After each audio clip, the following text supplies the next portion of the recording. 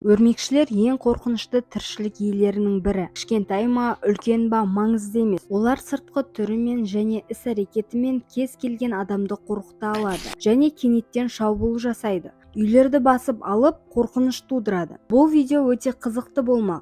Соңына дейін көруге кеңес беремін.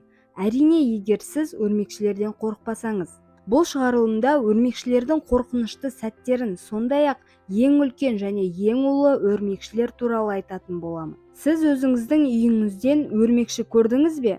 Өрмекшіні көрген бойда бәрін ұмытып, үйден көзін құртуға асығасыз. Бірақ өрмекшілердің үлкен армиясынан қалай құтылуға болады? Австралияда түсірілген бұл бейнеде өрмекшілер қоршауды басып алды. Қанша екенін есептеу мүмкін емес. Саны кем дегенде мыңдаған өрмекшіге жетеді.